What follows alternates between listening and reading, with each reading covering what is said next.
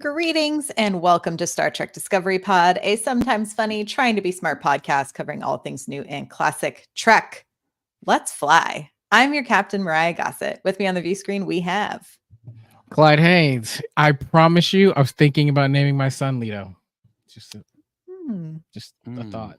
Not really, but it's a great name. It's a good name. And I'm your completely unsolicited Star Trek Enterprise TV show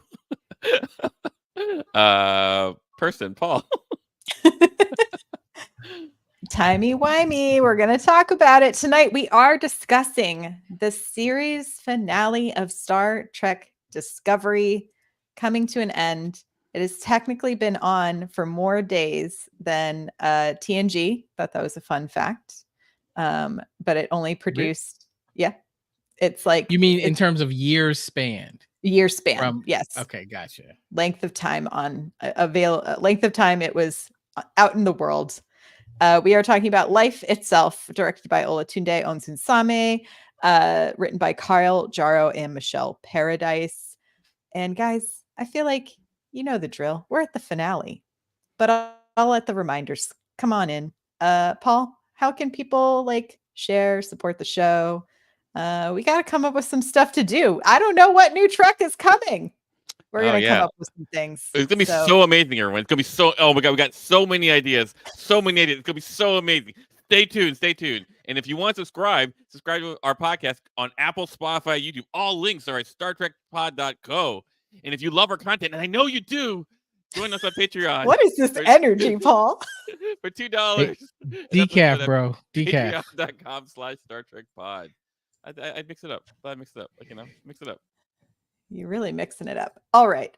Clyde, I have a feeling there's going to be a lot of emotions, a lot of thoughts, a lot of feelings to express. How should people let us know if they would like us to pay attention to them in the chat this evening if they're joining us during the live stream?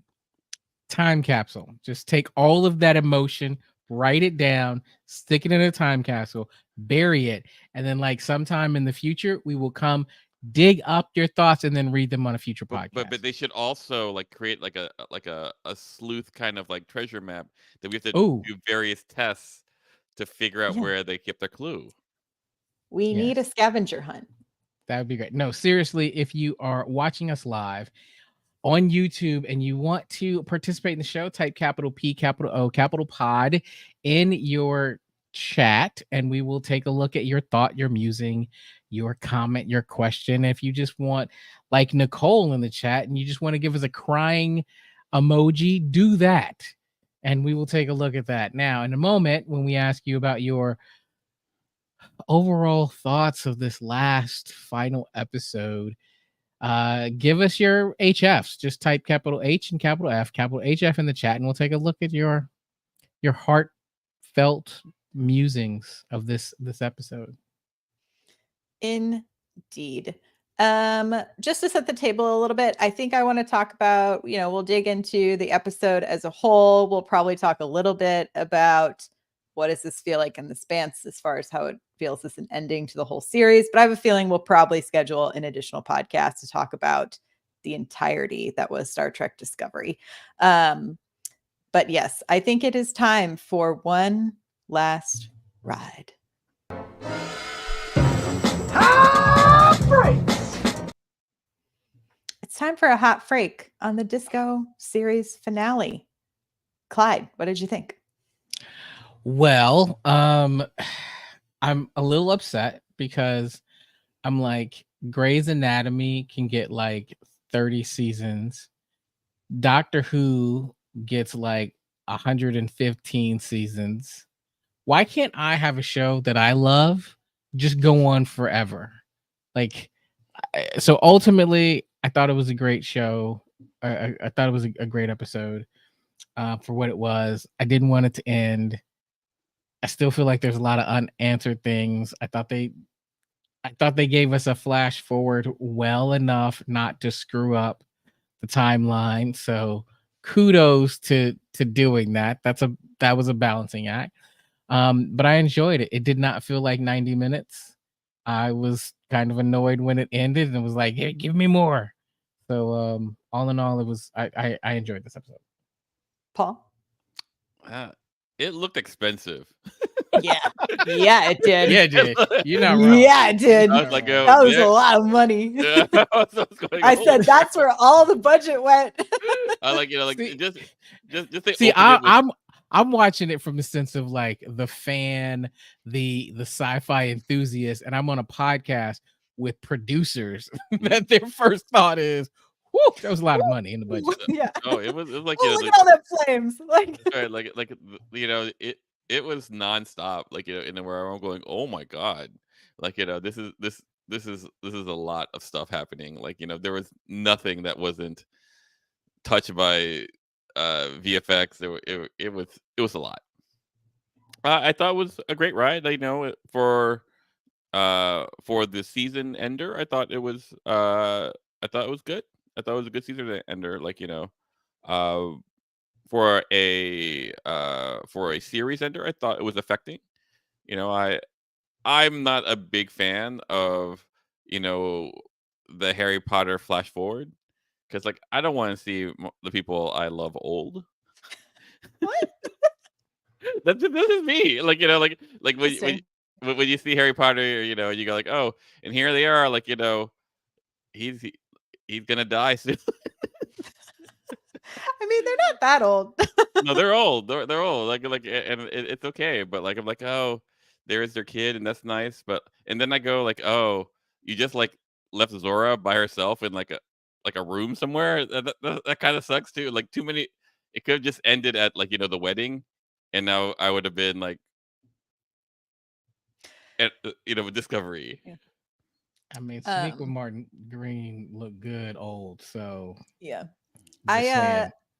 I agree. I thought it was a very obvious that this was a series that they did not know when they wrote the series it was going to be the last series. Facts. I thought it was a fantastic season finale, and I thought they did their best with the tack on to try to give us any kind of closure for a series finale.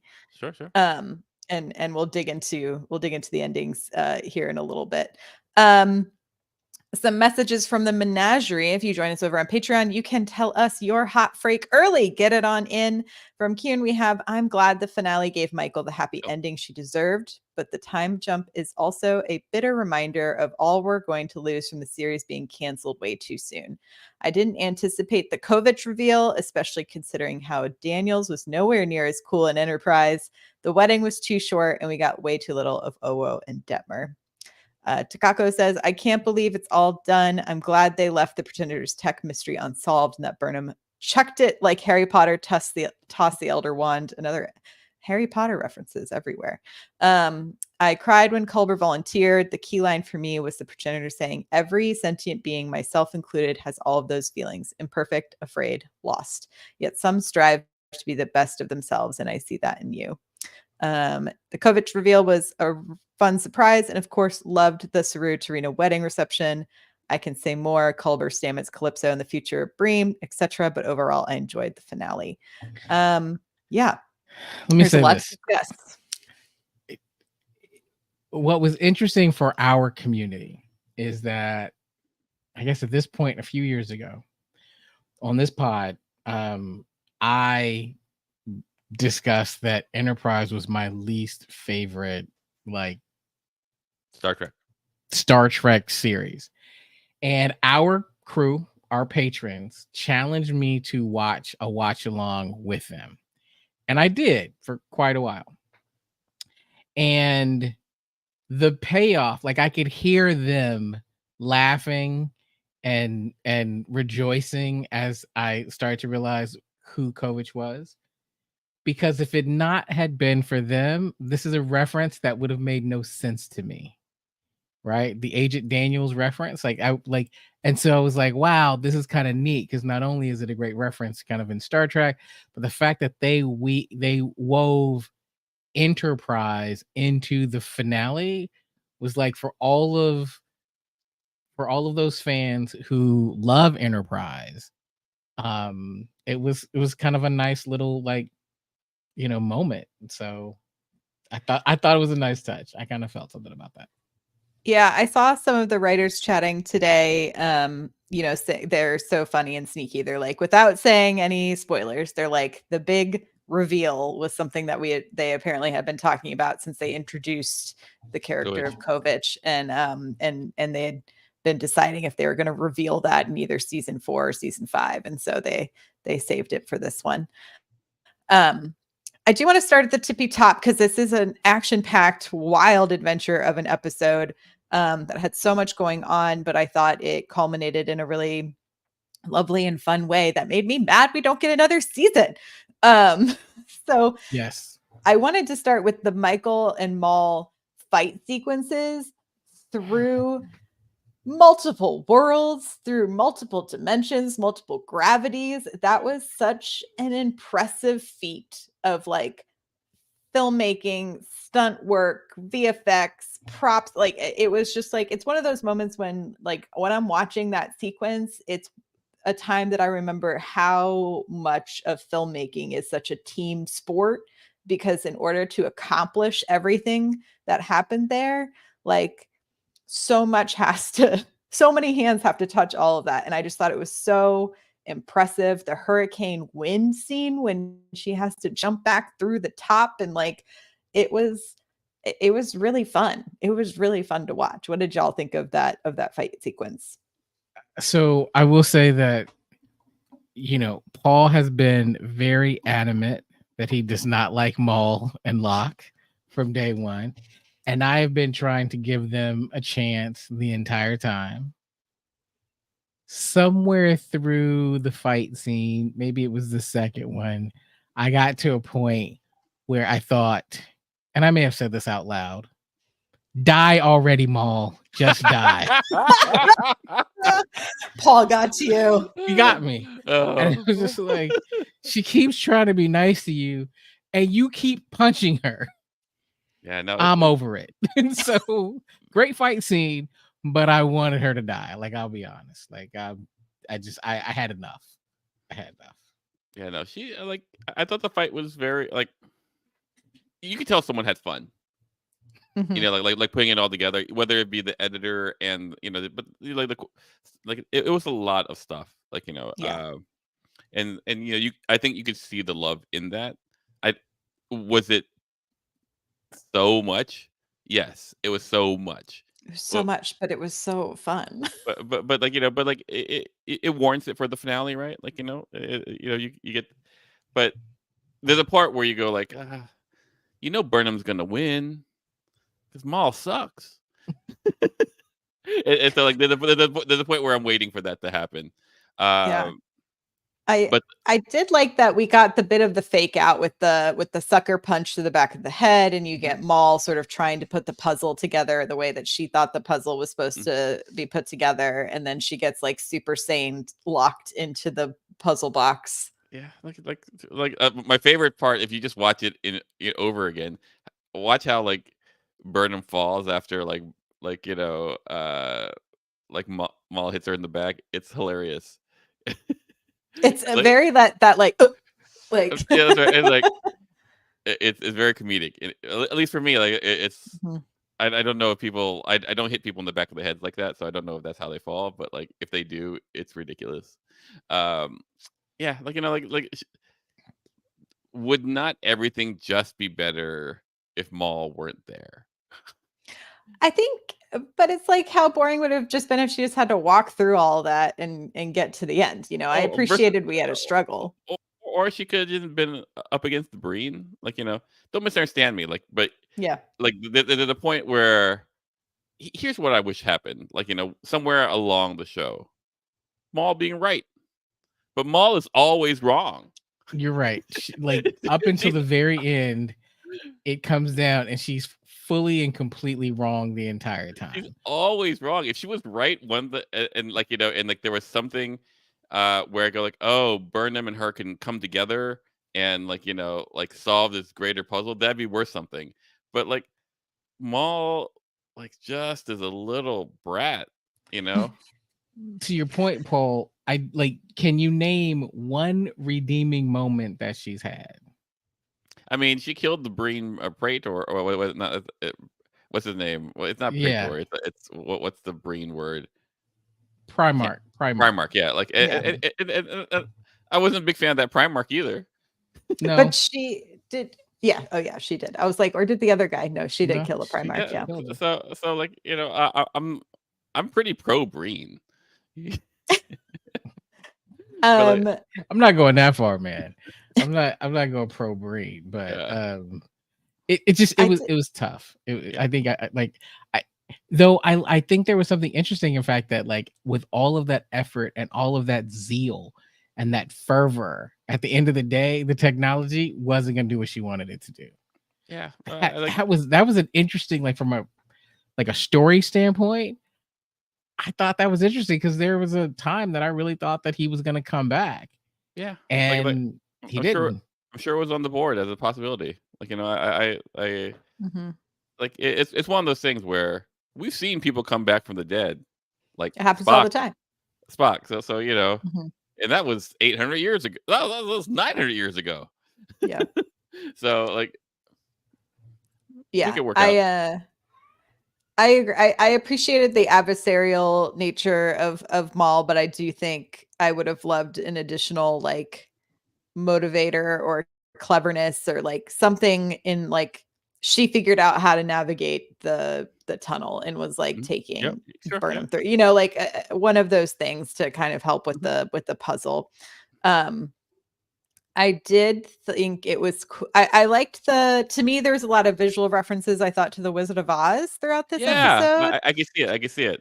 There With was a like bit the of a yellow brick road that she followed. Yeah. yeah. No, I like that. Yeah. I think it felt very iconic and new at the same time.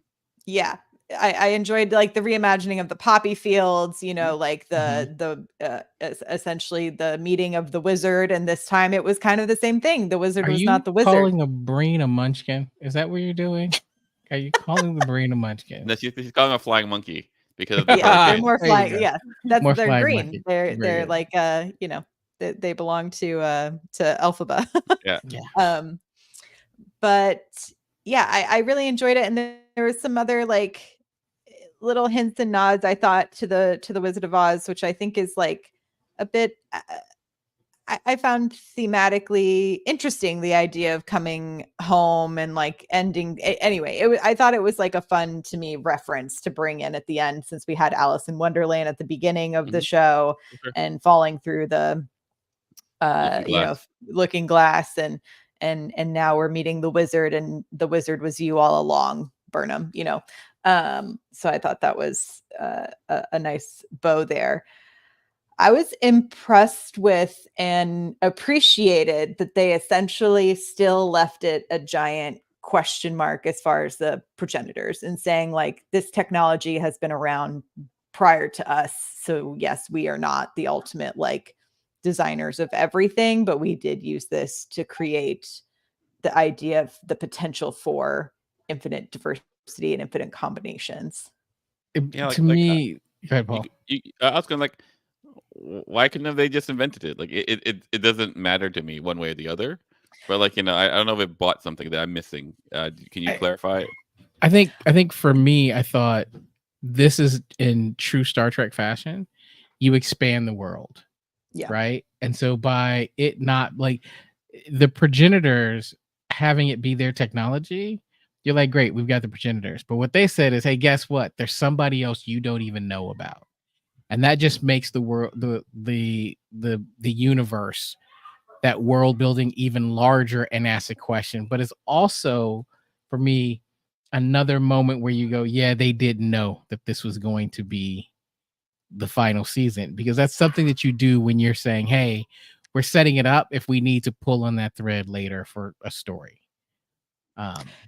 Yeah, I think to me, it's like I have a hard time when sci-fi, and even with like the original like concept of the progenitors, it's like I find science to be so miraculous and fascinating as it is. Like on a personal level, I don't need it to be some omnipotent being has decided people should exist, right? Like I personally am into like believing the laws of nature are what are so magical about the universe that we live in.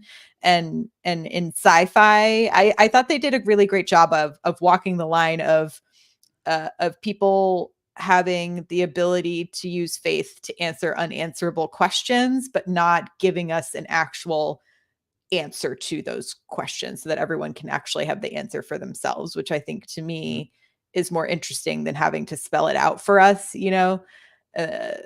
like to me it made it I appreciate when they don't over explain things to the audience. Like I prefer to leave some to the imagination, because everyone else is going to come up with something way more interesting than even a singular writer's room can come up with when it comes to things of that fantastical of nature and that grand of scale.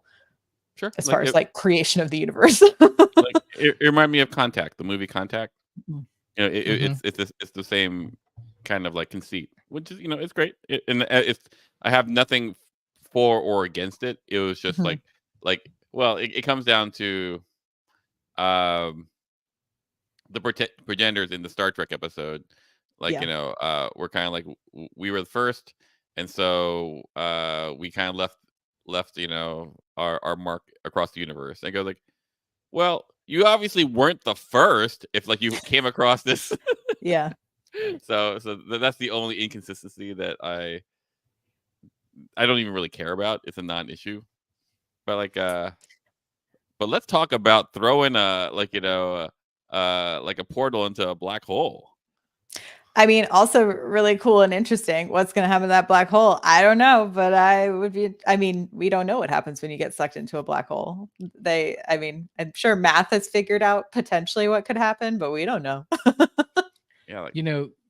Karen says in the chat, he was talking to Nicole. He says, I'm also skeptical how it seems so easy that Vance and Raleigh agreed to destroy the tech.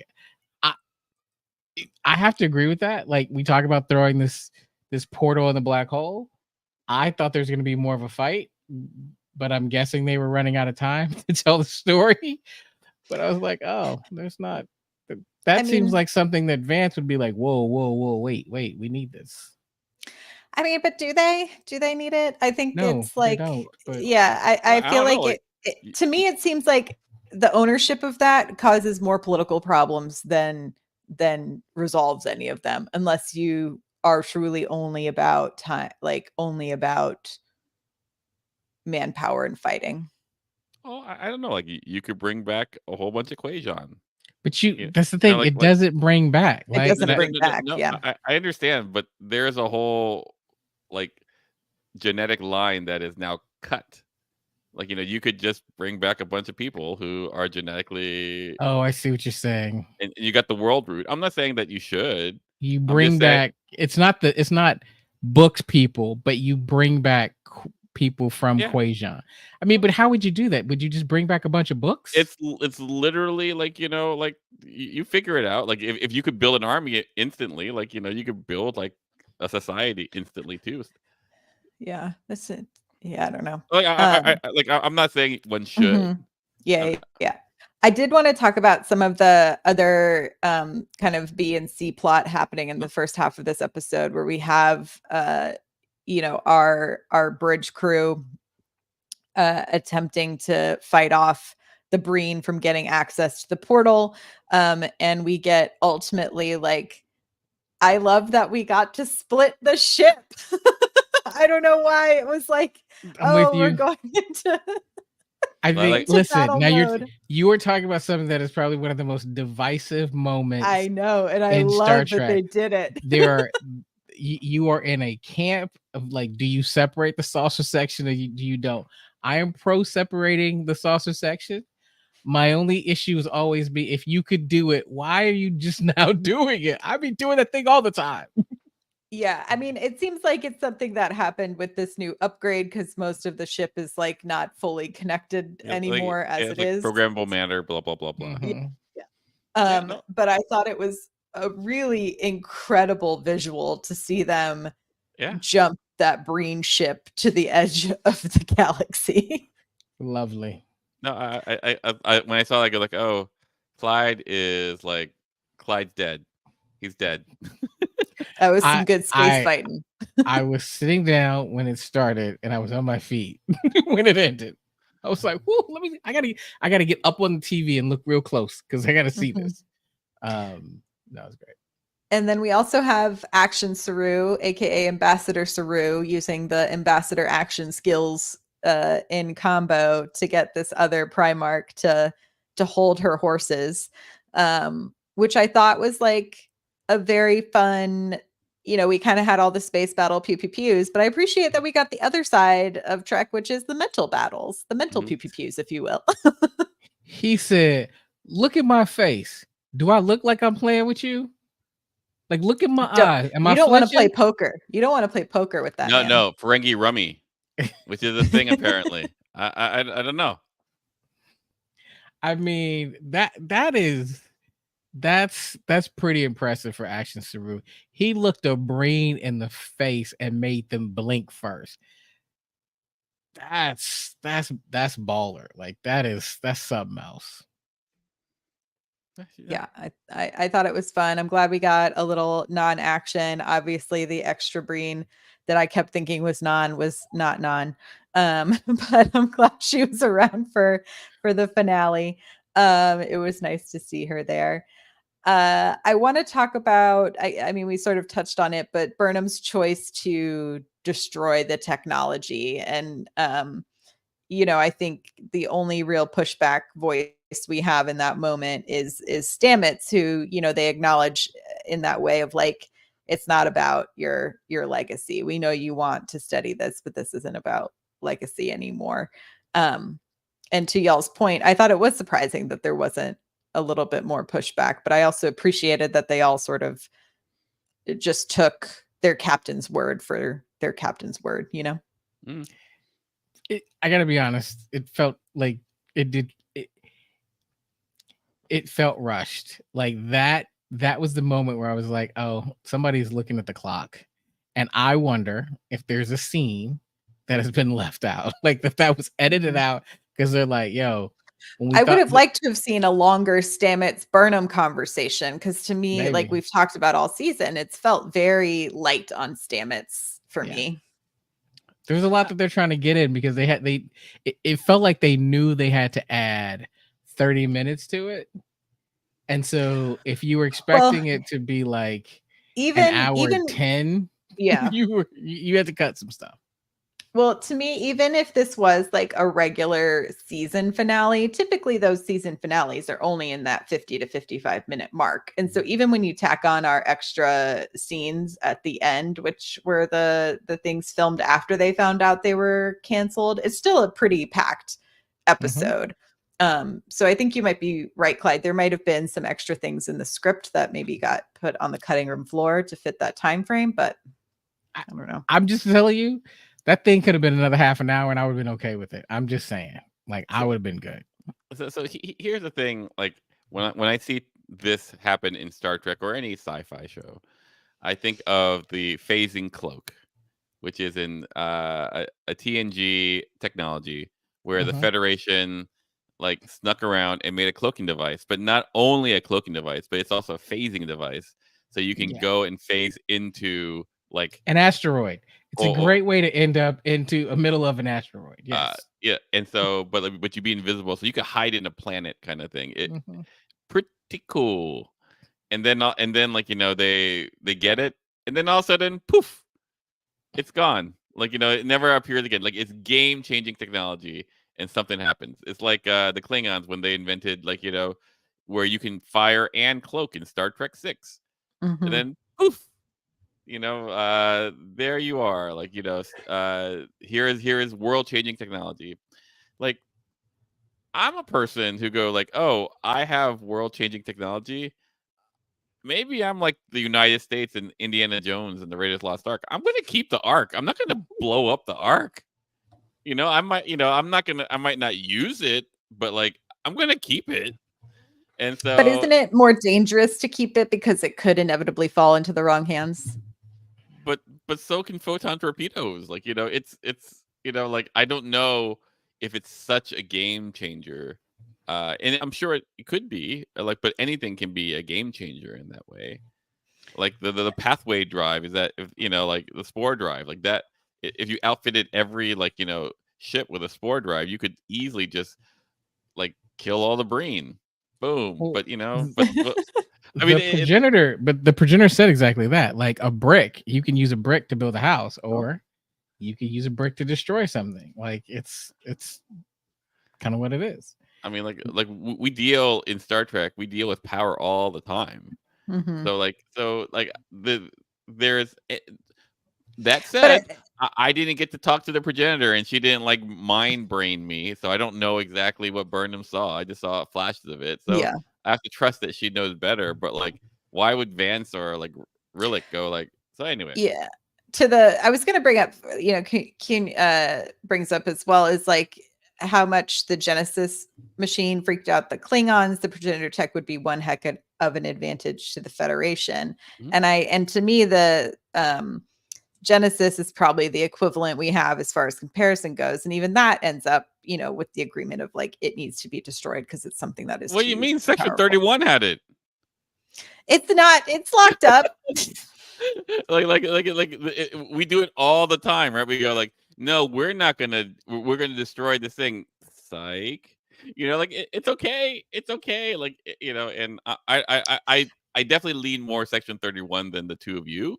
Yes. But I'll be interested to see how everything with the Breen shakes out in the Academy series, because to me that's been the obvious setup, is that will continue to be something in the atmosphere, if you will, post all of this. So it'll be interesting to see how that shakes out.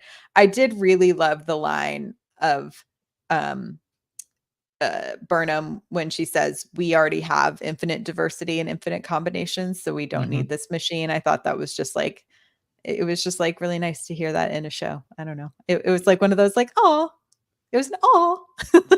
but literally, the season before, there was this thing that could have wiped out so much life. Yeah. You might need, there might be an event that you need to, hit redo on a galactic scale. I'm just saying, it just seems a little short-sighted. But Brett and I have not always seen eye to eye, Yeah. I did really like the Stamets and Adira moment. I thought Adira had a really lovely character arc this season. I thought they really did a good job of I bringing agree. them in a way that felt organic, and you really saw that growth. Similarly to Culber, I really enjoyed seeing Culber's sort of trajectory throughout the season, and getting more away missions with Cole. I mean, any excuse to see Wilson Cruz on my screen more often, I'm going to take. It's not a struggle to watch that man act. So I enjoyed that, but I thought it was essentially we got like action Culber. I liked seeing action Culber. Yeah, no, I love it. I think it was great. And I'm hopeful because of Chippy brought it up somewhere in the chat, but that Tilly wants to start the mentorship program at the Academy, which to me just opens the door to this whole cast is going to come and guest spot, right? Like, it's classic Star Trek. We never not see these. It's like we're going to see these characters again in some way. Yeah, we're going to see like the new helmsman Asha, and like all the new people. Oh yeah. And that's it. Like Detmer and Owo, no, we won't see them. Burnham, no, just only the new people, only Clyde's favorites. I want to talk some more about the Daniel reveal, and to me, like that whole end scene, and like, oh, you keep the little weird Derek style, the good place room that we meet in portal device. Sure. I was so mad we didn't get another season, because the idea that it's now Discovery Red Directive next, like it's just like constantly these really wild, fun missions like that with that sort of like trajectory would have been really cool. And I'm really sad we don't get to see more of it. And I liked I think y'all have mentioned it. Clyde will be right back. Where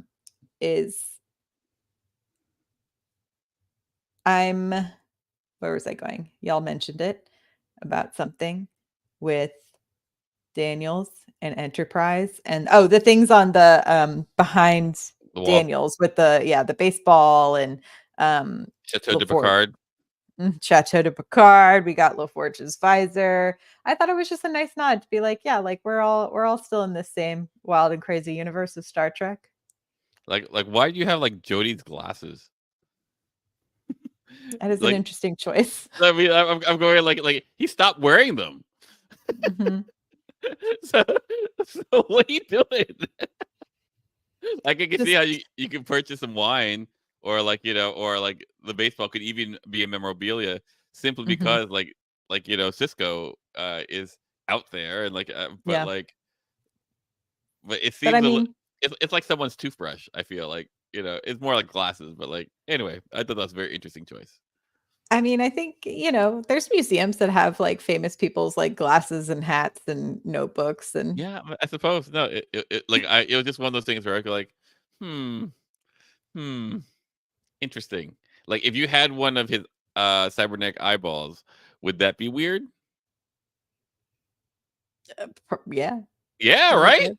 Yeah. Mike asked a good question. So, as a Daniel, he would then know Discovery would show up in the future. I mean, potentially, he seems to still be in the timey-wimeys, but maybe there's things that he's not aware of. But he didn't seem that shocked by everything that was going on when Discovery jumped into the future. Yeah, like I would really like to see a 2029 like a 29th century temporal wars kind of thing. Like what Yeah. I think because I think there's a lot of things that would be really like some interesting concepts like because you don't have to always go back to the past. You could go to the Mhm. future, and then so in that case, you would know that in this future, like time travel was not allowed, and at which point, blah blah Mhm. blah blah blah, and how are the temporal cords enforced nowadays? Like if I were to come up with time travel, like how would you stop me? Like what would you do? Like it's not like time travel is like it's time travel is literally 900-year-old technology. Yeah. So So, you know what here's what sounds interesting of what you're saying. So I'm listening to what you guys have been saying. What you're pitching is a whole new Star Trek series uh called Star Trek: The Temporal Wars, which is basically like Star Trek Game of Thrones. I would watch that. I'd watch if you run parallel to like the House of Korth, Blood and Honor that Myrriah and I are writing.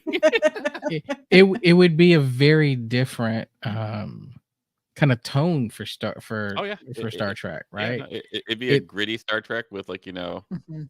I think it'd be It's a lot great. of battles. It's basically a World War II movie. Maybe I mean, but I was like, I'll I think like those submarine like episodes, those ones where you're like, playing a lot of tete-a-tete with your strategies. Mhm. I love a good the hunt for the Red Enterprise, if you will. yeah, one ping I'm with only. you. I mean, because we had one, right? I cannot remember what it's called at the moment. There's Star Trek: The Original Series had one of the most famous kind of, Yeah, you like know, it's the face of terror, or yes, the Face of Terror. Yep. Mhm. like yeah, like it's where you meet the Romulans for the first time. They Yeah. look like Vulcans. You'd have more things like that. Only it'd be a lot of timey-wimey episodes. I think it'd be like an espionage episode. I think it'd be Mhm. you know what it'd be like? It'd be like that episode of like Strange New Worlds where Mhm. like what's her name goes back and meets like Kirk. Like falls in Yeah. love, like it'd be kind of an espionage. Oh, here's Khan. Am I going to kill Khan? I don't know. I Am I don't think gonna so. eat a hot dog with no toppings on Thank it? you. Welcome back to Hot Dog Talk with Sorry, Myrriah, you guys are Clyde, and talking, and Paul. I was just thinking about lines. So I didn't hear anything you said. I was just like, oh yeah, yeah. It might be Fun. time for her to change her paradigm. That's all I know. Like Um, I wanted to talk about Saru and Tarina's wedding, uh-huh. which I thought was very cute, but I'm obsessed with the costumes. Oh my God, they like so much money. So much money. It was so beautiful. They looked incredible. Yeah, and the reason why I say so much money all the time because like these are one shots. They're not going to be used Yeah. again. It's Yeah, like, you know, like well, that's why everyone else is in dress reds. I was like, they put all of the time and attention on the hero costumes, and then yeah. that So is I'm it. like, yeah, no, yeah, no. No, I thought it was very beautiful. I thought it was shot very well. You know, Yeah, I was also very happy for Burnham and Book. You know, yeah. although you know they're not my favorite couple, but you know it's okay that like oh Wait. You just dropped a huge bomb, I they're feel. not my favorite couple. I Like thought Who's your they were favorite great. couple? I mean like Stannis and Colbert I like more. Yeah, it's probably a more No, stable couple, but no, the no. chemistry is so undeniable with Book and Burnham. Yes, that's what I'm saying, and I think we struggle a little bit sometimes with the chemistry between Stamets and Colbert. Nicole is I very think we upset with like me. them individually very much. What? Nicole is very upset with me. Nicole said, "Paul, I will fight you for our I listeners will on the fight you. pod." Yes. Love it, love it. No, I listen. First of all, I think we have to acknowledge I that. was like, I just saw us lose a viewer. Did you anchor Nicole so much she left? I think we have to acknowledge the fact that there's not a lot of couples on kind of Discovery, right? You get bits and pieces. Sure. I'd have to go. If you're asking my favorite couple, I'm gonna go with Book and Burnham, but with a close second, and I am so surprised I'm saying this, Saru and Tarina. I like Saru and Tarina more too. I'm not saying more. I'm saying I like saying them more than I thought I was gonna like them. Like here's the thing with Burnham and Book for me. I feel like they're I will not fight the chemistry. They're smolderers. They got good smoldy face. And I'm not gonna fight you. You're absolutely right. But like, you know, if you had to bet before we flash forward, if you had to bet who's gonna make it, Saru and Tarina or Book and Burnham. Like Burnham comes with a lot of baggage. Book comes with a lot of baggage. It's not clear that they're going to make it. But like as a couple, I would hang out with like, you know, with Saru and Tarina. Like, but I've been married for 20 years. To me, yeah, I was like, but the other thing, Paul, is I would see you hanging out with Saru and Tarina. I don't think you would hang out with Burnham and Book. I know. I would. I mean, we play spades, some dominoes. It'd be a lot of fun. Like I think the division here, it's exactly this, Clyde. So you said spades and dominoes. Those are one specific types of games. Paul plays hours-long strategy games and board games. And to me, that screams Saru and Tarina. So and I think you're onto something, because here's the way I look at it, right? So when I think of Saru and Tarina, that is a mature relationship where when you think about them going in, Tarina wasn't like, you can't go, like I need to keep you here. It's very pragmatic, right? Like it's what you would expect out of kind of a military like union, right? Like, look, I gotta go. Book and Burnham is a rom-com, right? Book is there on a ship. He's holding on. He's like, I'm not leaving. I'm not gonna leave you no matter what. This black hole could tear my ship apart. Cobra could die. It doesn't matter. I'm not leaving you. It's a rom-com. So I think you're looking at two very different relationships. And if you're asking me personally, I like rom-com, so I am. Well, like if I'm going to a barbecue or just even any restaurant, I'm going with Book and Michael. They look like they have a lot of fun. Oh, it's gonna be a ton of fun. Yeah. But here's more insight into my life. I apologize. It will be relevant to Star Trek. So one thing, you know, that happens in Star Trek all the time is like, oh, would you sacrifice the one you love for the greater good? You know, that happens all the time, right? Like Kirk did it with like Joan Collins in the edge, you know, the City on the Edge Forever, blah blah, blah blah blah blah blah. And so my wife and I have this conversation all the time, and she go, yeah, you're gone. I go, good, me too. Like, you know, you're not gonna make it. I'll feel sad, but like if it's you or humanity, I'm gonna choose humanity because I'm a good person. I love that this is the conversation we are having on the regular. This is a very common conversation. Like when we go like, hey, we love each other. You're amazing. Like, like you're my favorite person. But come to the end of the world, and I have to pick humanity, or right? Yeah, Am I I feel the like hero, Clyde? Clyde, am I the hero? Burnham and Book are gonna figure out a way to save both because that's what they do. Maybe. Like, Yeah. like she wasn't able to save Giorgio. Oh, drop, boom. I wanted to bring up another couple I can't believe we haven't brought up, which is Rada and Peanut Hamper. I feel Oh, like we're thank you. really Thank you. sleeping Finally. on that beautiful power couple. That's right. Finally, someone said it. You missed the chat. They were already saying that instead of Jordy's visor, It should have been Peanut Hamper. it should have been Peanut Hamper. So yes. It would have been great. I would have loved that so much. Yeah. Let's jump into the add-on, the jump forward in time and which, if people don't know, like the timeline of events, they found out after they had completely wrapped filming season 5 that they were getting canceled. And so they allowed them to go back and do the reshoots, which we saw as all of the jump in time, the old age makeup, which again, I thought it looked great. That house was really cool. They're on the planet that they or whatever. It's called the Sanctuary 4. Yeah. Where they brought the space worm back when they first jumped into time, which I thought was like a nice, and that's where Book replanted the tree of life from Quajon.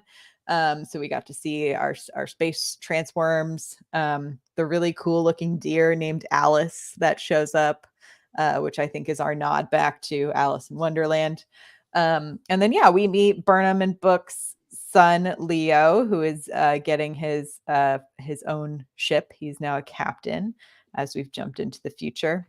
And we see Burnham take Zora out for one last hurrah to be left for Kraft, which I thought was kind of interesting that she says maybe one day you'll have our descendants here. And then I was like, is Kraft a descendant of Burnham and Book in the future? Sure. I don't know. Maybe. Who knows? It seems a little arbitrary. I don't know what that. Chicago is saying it's Leto, not Leo. Leto. Yeah, that's what I heard. I heard it was Leto. Okay. I heard Leo, but I didn't have I want to just say, Paramount, I love that you send us the screener. It was really helpful, especially for me, because I was out of my house from 9 a.m. to 9 p.m. today, and I appreciate getting screeners. But why don't they have closed captioning? It feels like an accessibility issue, and I feel like they should have closed captioning.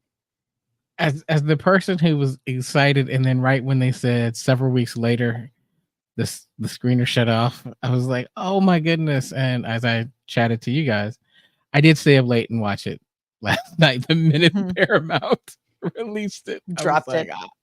I was like, I'm watching it. I could have watched the thing a couple more times. Like I like that ending. I thought was pretty good, actually. Yeah, I cried. I cried pretty hard. Wow. I can't say I cried, but it was the hugging scene, because to me, I was like, they're not acting. This is everyone actually saying goodbye to each other on set that day, and I cried.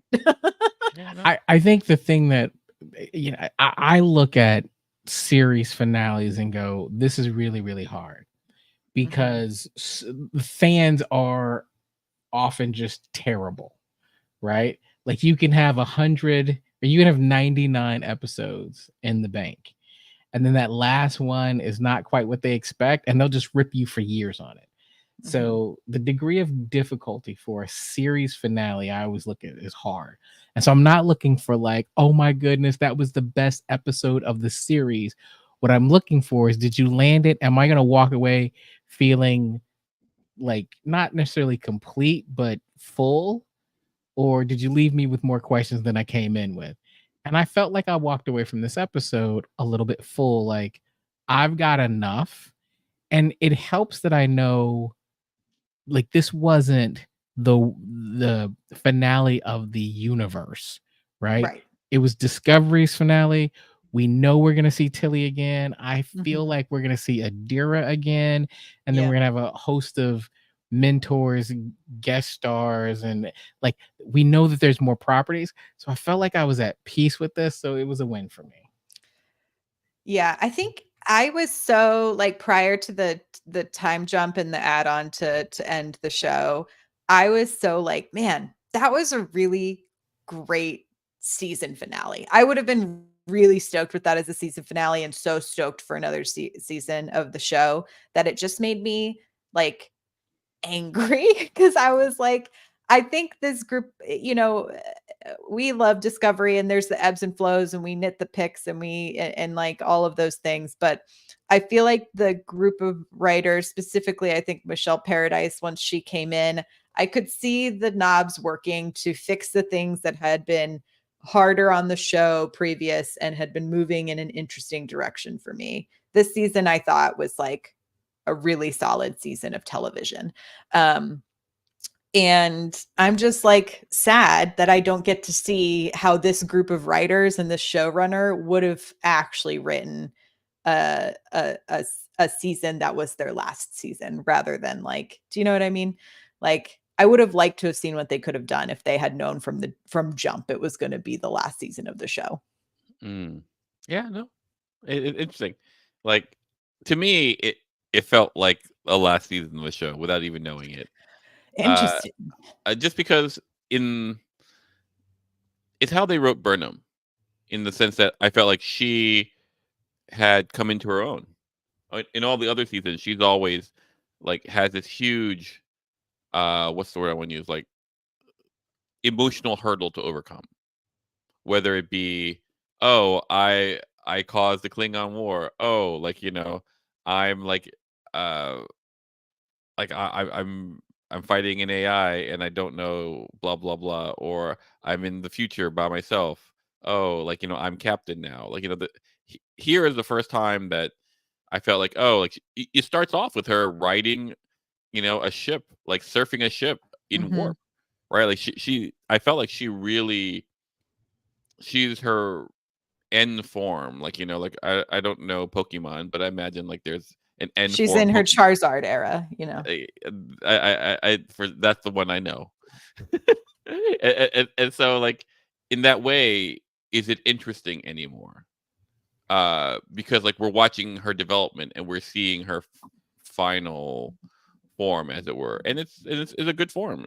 I'm not rooting for her in the same way that I am in earlier seasons, where I go like, can you just, if you only could get over this bit, you're gonna be great. I believe in you.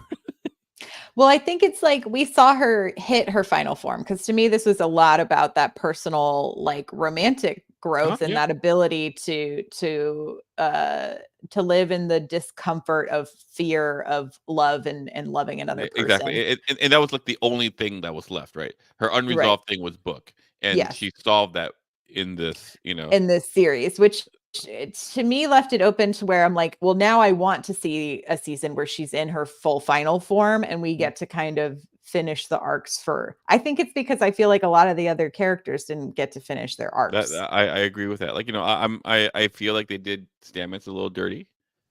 Once again, not my favorite character necessarily, but like, he's a pillar of the series, and I felt like he got not a lot of service. Like, I'm very happy that Colbert got a lot of screen time.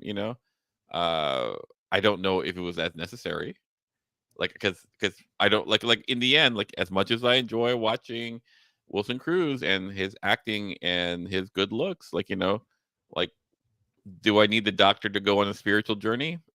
I don't know. Did you all hear? We got the "I'm just a doctor, not a." Yep. Yes. I was like, oh, I see. I know I'm not a physicist. Like, yeah. Yes, I dang near paused it right there and just reveled in it for a moment. And it's one of those things where I went to our Slack channel because I wanted somebody else to share it with, but I realized that I had watched it before anybody's seen it, and I just had to enjoy that myself. because you're there at midnight, midnight and a Pretty half. much. And you're like, Yeah. oh well, yeah, no, Maybe like, not. My final and maybe only nit to pick of this. Here's some nits.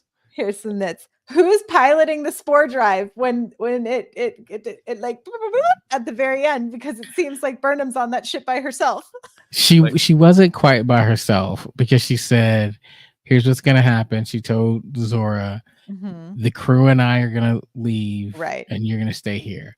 But I did have that same question. I was like, because here's the deal: if it's Stamets, why not show him to us? well, because they didn't have the budget to bring him back for that shoot. But yeah, No, yeah. For the old man shoot. As you guys have keep saying, they spend a lot of money. this was a tack on. There was no more money left. Money, time, availability, like all of those things. I mean, shouts to Sonequa Martin Green for freaking showing up to give us anything at the end, because like she didn't have to. They could have just had that ship and gone. Like, it's so funny that when you think about the critical people of this show, I don't know that 3 seasons ago you would have been like, man, if Owo and Detmer weren't on this show, I'd be pissed. Yet we have talked about them every single episode. Yeah. And I imagine you guys were like me, like in that last hugging scene, you're looking for them. Like, Yeah, well, you're looking for them, and they had a whole 3 seconds of screen time, and you felt like, okay, well, at least that's something. And so, to your point, Myrriah, we assumed that they were busy doing other stuff, and they showed up for what was 3 seconds on screen, which we all know was probably like 10 hours. Well, that was probably, honestly, they probably filmed that the last day that whole crew was available. That would be my guess. Like, I would say, like, in the end, like, I'm just watching. I don't really love Detmer. I don't really love Owo. Like, I just don't like when people get done dirty. Yeah, and I mean, it's I've seen the writers on Twitter. They're like, we hear you and trust us. We also want the things that you want, but it's like, we can't magically make schedules work. I'm not mad at anyone. It's just one of those things where it's like Owo got her, like, her fighty that one season, and like, and Detmer got her PTSD, that one season, right? Yeah. As much as we talk about how awesome Tilly is in the Mirrorverse, Owo was pretty damn amazing in Mirrorverse too. Yeah, Owo's always she's always constant. The only thing is, like, I don't think they give Owo a lot of stuff character wise. No. That's. So with the ship getting placed to wait for craft in the 42nd century, could we potentially have a show that is in the 42nd century in the future? I don't think so. You don't want to jump that far? Well, it's not that. It's like there's a point where, like, what do you gain from going into the future anymore? Like, like in this particular case, we were able to. I assumed the show was like, oh, we've hit a bottleneck. Like, we're now we put the Enterprise in here. We're at Pike, and we put this super game changing technology that, like, we have to explain somehow eventually, and we're gonna do Strange New Worlds. So how do we make this work at all? And they go like, oh, let's just go for it. I go, that makes sense. Like, you take it out, you classify all the stuff, and you're a big winner. And just so you know, for hundreds of years, they've classified the spore drive, and no one really, like, abused that technology. So they could have done that with the progenitor. I'm just saying, hundreds of years. So you're saying what they could have done was taken the progenitor and stuck it on Discovery, and then put it in an Oort cloud with Zora. Or like, find another couple of black holes, put it there, just hide it away, and, like, here we know where it is. I'm not upset. I'm just saying it's been done before. Section 31 is on your side. We work for you. I am excited to see the Section 31 movie. Yeah. So we'll see how that shakes out. I'll be stoked to do that as a review. Myrriah, I will say, if they did do that show, Mhm. I would watch a Star Trek show with Aldous Hodge on it. Yeah. Don't know that I want him as the main guy, Mhm. but I would definitely watch a show with him on it. Yeah. Yeah. Yeah, there was so much in this episode, and I just like shouts to everyone who worked on this show. It looked great. Y'all really trudged through. You opened the freaking door for all of this Star Trek that we get now. And Mhm. like, Yeah, as we've said before, we would have Like- no other new Star Trek if it wasn't for Discovery. So thank you. That's the thank you. Yeah. Thank you. We are grateful. yeah, super. And there would be no Star Trek Discovery Pod. Hello. Hello. Hello? We Okay. wouldn't exist. And Nope. but more importantly, we wouldn't have hot dog talk. We would wouldn't not have have hot dog hot dog talk. Wednesdays, like at 13 o'clock. Hot dog. Hot dog talk. Very important. I did see Strange New Worlds just wrapped filming their latest season, so that will be, however long into the future it's in post-production for. I think we have a Lower Decks coming. I'm trying to get confirmation of when we're finally going to get Prodigy on Netflix available in the US, because I know it's been available on a French streaming service for like a couple of months now. So, hopefully we get that soon. But y'all let us know if there's anything you want us to chat about in this in between Trek time. We'll be taking next week off as we figure out what we're going to chat about. But yeah, I mean, freaking cheers, y'all. Yeah, if you want hot dog talk, we can figure out something. We can do that. I'm just joking. Like my belief is like if we should have like a Patreon what you call it kind of like Bonus a Kickstarter like a Kickstarter thing, and if we get enough money we should do a shot by shot remake of the musical episode of Strange New Worlds starring Myrriah, myself, and Clyde. You say that without hearing how awful I sing. No. It's Same. going to be awful. It's going to, it is not a matter of like, oh, this is going to be good, but we just need like, the funds to like get the right production value. But we will not spend that production value in our singing though. Oh, absolutely not. Yeah, I cannot hold a tune whatsoever. That's right. Exactly. Cool. Oh, Nicole, I don't know if we'll be at Comic-Con this year. We have not been invited to anything, sad face. And we, my calendar's wide open. If anyone needs panelists, we're seriously this time my trip home to visit the family is before that. So there will be no schedule complications. If anybody wants us to come to Comic-Con and they have a badge for us, I'm available. We're avail.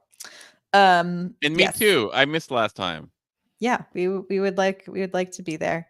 But we're here all the time having panels on the internet. That's right. Yes. We are here to chat.